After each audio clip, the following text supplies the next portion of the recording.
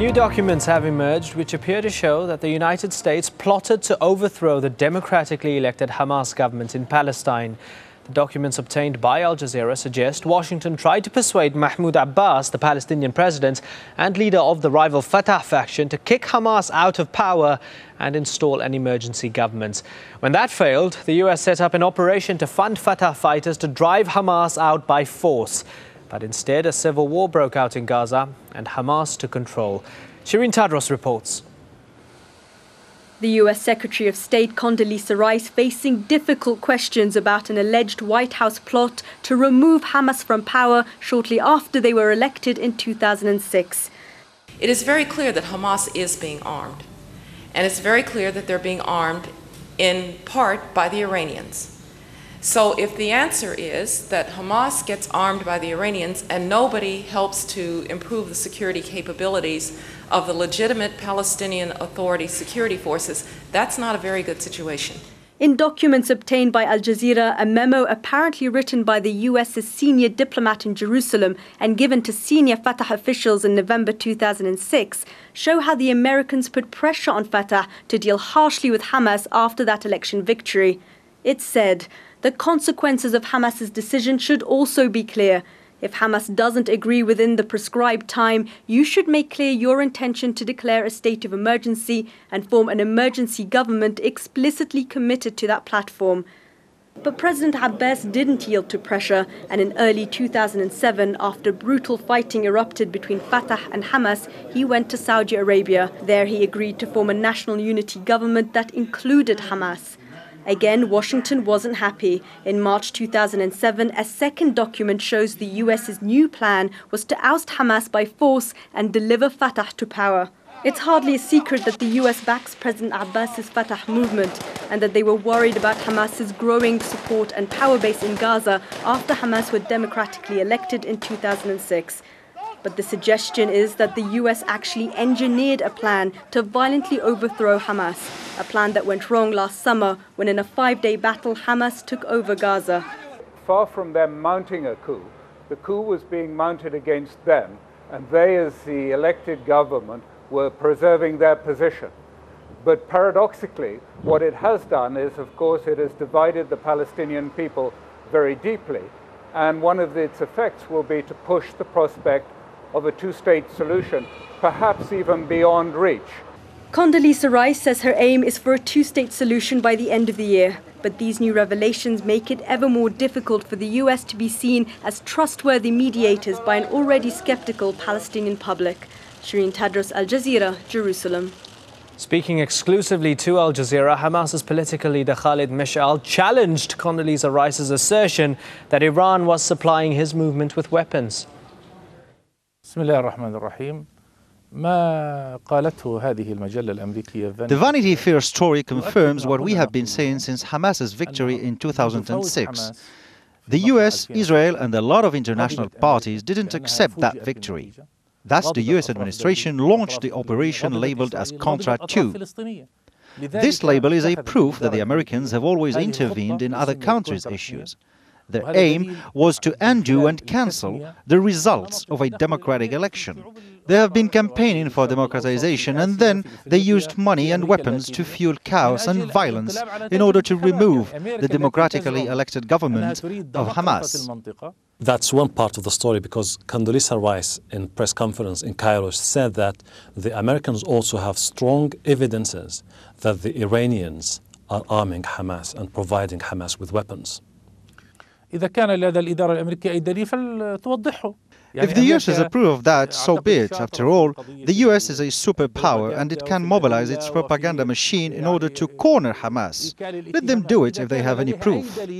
I've heard Ms. Rice's press conference. It's pure injustice. They are committing the same errors as in the past. In 2006, they removed the democratically elected Hamas government. In 2007, they toppled the Mecca Agreement, and today, the US administration insists on being on the Israeli side. It considers Israel's attacks as a self-defense operation, whilst Israel is the one who launched the attacks and carry on attacking innocent civilians. Now, for the weapons, everyone knows the origin of the Israeli weapons. It's American-made, while our men are using very simple homemade arms, and thus Ms. Rice is lying. Their main concern is to provoke Iran, and I am saying it again, if they have proof of this, let them produce it. And while the revelations overshadow Rice's visit, the killing goes on in Gaza. 2 more Palestinians have been killed in an Israeli airstrike on the Palestinian Strip. The attack comes after a 5-day Israeli assault on the northern part of Gaza that killed at least 120 Palestinians, many of them civilians and children. 2 Israeli soldiers were also killed during the military offensive. Meanwhile, it's been reported that Israel has partially lifted its blockade on Gaza by reopening the Sufa and Kerem Shalom crossings.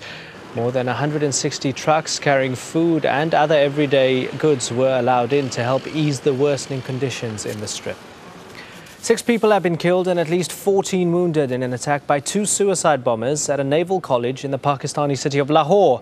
Police say the attackers approached the gate of the parking lot of the Pakistani Navy War College. One of the bombers destroyed the gate, allowing his accomplice to unleash a more powerful blast that killed and wounded employees of the college. An Iraqi military helicopter is reported to have crashed in northern Iraq. As many as 8 people are believed to have died in the crash, which happened just south of Beiji. The Defense Ministry says bad weather was to blame. Meanwhile, in Nepal, 10 bodies have been recovered from a United Nations helicopter which crashed while on a peacekeeping mission. The aircraft went down during bad weather on Monday in mountains east of the capital Kathmandu. It had been returning from a camp where former communist fighters had been confined as part of a peace deal. 4 UN arms monitors, 3 UN staff from Nepal and a 3-member Russian crew died in the crash. Russia's gas monopoly Gazprom has threatened to cut Ukraine's supply by a further 25%. Deliveries were already cut on Monday in a dispute over unpaid gas bills. Ukraine says it may affect supplies to Europe. Lawrence Lee reports. The good news for Kiev is that it's been a mild winter, and so it doesn't look like even a 50% reduction in gas supplies will leave anyone freezing to death just yet. But the really bad news is that it's happening all over again. Any suggestion that the previous crisis in gas supply might have been resolved with head-to-head talks between Presidents Yushchenko and Putin now seems optimistic.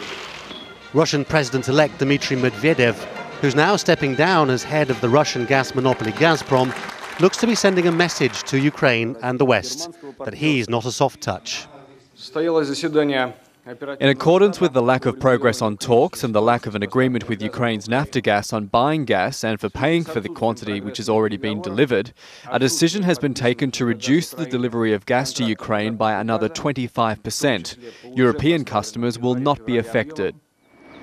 Russia has the world's biggest gas supplies. The route that the massive gas pipelines take from eastern Siberia through Russia shows just how important Ukraine has become. The 2 main gas supply routes pass through Belarus and Ukraine, both directly west of Russia, before converging at a point in western Ukraine near the Carpathian Mountains.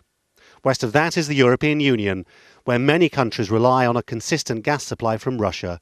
When Russia cut the gas to Ukraine in January 2006, pressure dropped in the pipes in France. Once again, Ukraine has warned that the bigger the reduction in supply from Russia, the more likely it will be that Western Europe too will be affected, and so a commercial dispute becomes political.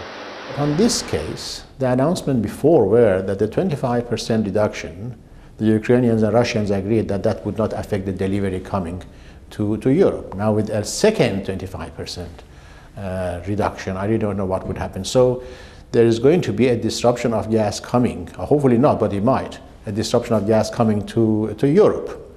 Ukraine has said it is sending negotiators to Gazprom to try to seek a solution over the payment row, and it may be that this is a political event rather than one which affects ordinary people. Still, it does seem to illustrate that even in handing over the presidency, Vladimir Putin has ensured that his policies are continuing. Lawrence Lee, Al Jazeera.